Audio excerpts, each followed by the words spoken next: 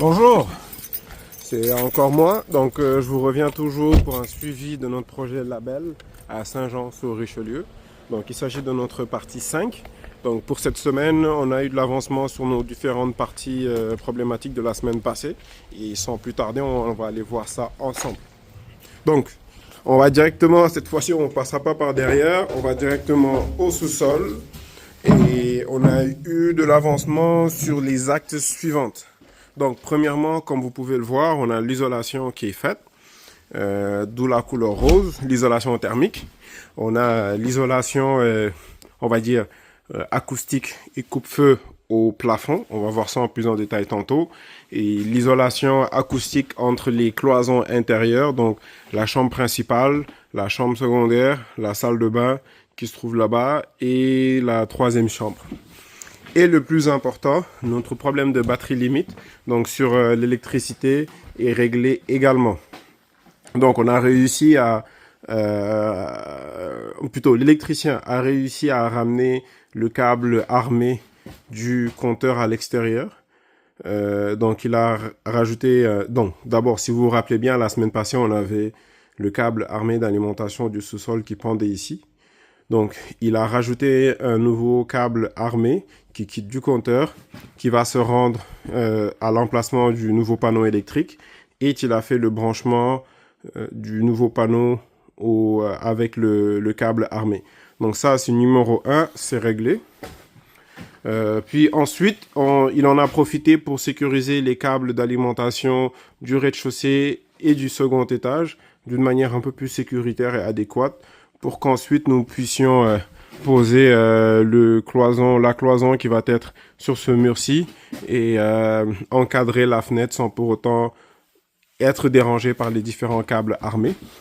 Ça, c'est numéro 2. S'agissant des autres avancements, donc on a, ce que je disais, terminé l'isolation thermique sur les parois de la fondation.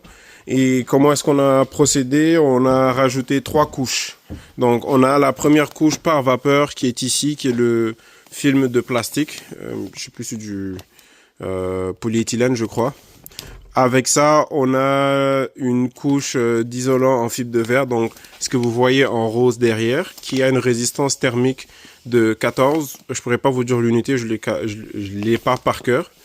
Ça devrait être des Kelvin par kilojoule mètre carré, genre quelque chose comme ça. Et derrière ça, on a la mousse de polyuréthane qui est, elle, R5 en termes de résistance thermique. Donc, l'objectif de ces différentes couches est, donc la couche de, on va commencer par l'arrière, les deux couches d'isolant thermique, donc le polyuréthane R15, R5 plutôt, et la fibre de verre R14, servent de barrière thermique. Donc, on a à peu près une résistance totale de 19. Et à la suite de ça, on rajoute le film de pare-vapeur pour empêcher que l'humidité de cette pièce traverse l'isolant en fibre de verre et se rende à la paroi de mousse qui a une température plus faible que la température intérieure de la pièce, ce qui risque de générer de la condensation. Qui dit condensation avec les isolants en fibre de verre dit baisse d'efficacité et moisissure. Donc, pour ce faire, c'est pourquoi qu'on a cette bonne vieille mousse pour éviter cela. Ensuite de ça, comme je disais plus tôt, on a rajouté quelque chose qui n'était pas vraiment nécessaire, c'est-à-dire l'isolation nécessaire, qui était nécessaire mais qui n'était pas vraiment demandée par les différentes normes ou codes du bâtiment du Québec. Donc, on a rajouté, c'est l'isolation acoustique entre les différentes pièces. Donc, pourquoi? Parce qu'on est quand même soucieux du bien-être des futurs locataires qui se trouveront ici. Étant donné qu'on a la chambre principale qui est adjacente à la chambre secondaire, qui est adjacente elle aussi à la salle de bain, qui elle est adjacente à la troisième chambre / bureau, on s'est dit qu'il serait bien de les isoler acoustiquement pour un meilleur confort et que les futurs locataires ou résidents puissent bénéficier de leurs différentes pièces sans pour autant être dérangés par ce qui se passe à l'extérieur. Donc, ce qui a été fait, donc dans cet exemple-ci, dans la chambre secondaire, on a l'isolation entre les différentes pièces. En plus de ça, ici, on aura le placard pour les habits. Donc, normalement, si tout se passe bien, bien sûr, la personne qui dormira dans cette chambre ne devrait pas trop entendre ce qui se passe de l'autre côté.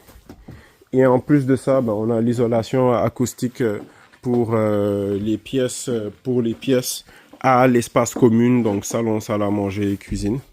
Donc c'est juste pour le confort, même chose pour la salle de bain. C'est ce que je déteste vraiment, c'est d'être dans ma chambre et d'entendre la chasse qui se fait tirer dans la chambre, plutôt dans la salle de bain.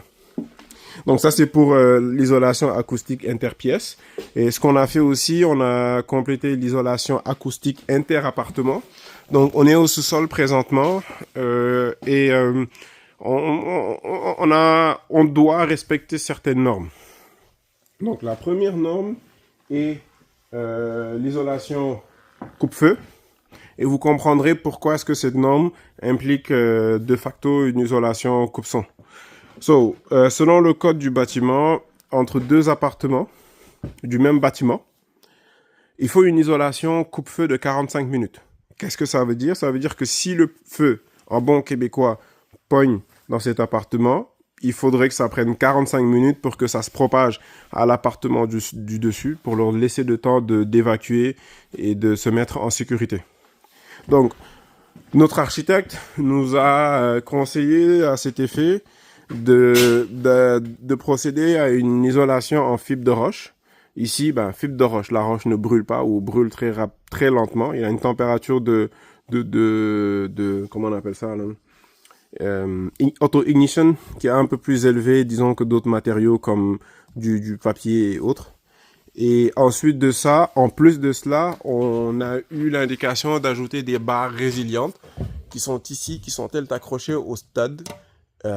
Et c'est sur ces barres résilientes que l'on a les panneaux de gyps qui sont plus épais que sur les cloisons des côtés. Donc on a du gyps qui fait 5/8 d'épaisseur comparativement à 5/8 de pouce d'épaisseur comparativement aux cloisons de tout le reste du logement qui est à 1/2 pouce d'épaisseur. Donc, ça empêche la propagation du feu. Et en plus, qu'est-ce que ça permet? Ça permet une isolation acoustique. Donc, la fibre de verre a une très bonne isolation acoustique.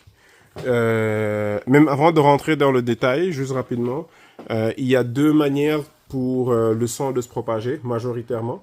C'est par convection, c'est-à-dire comme je vous parle, vous m'entendez, la propagation des ondes sonores dans l'air.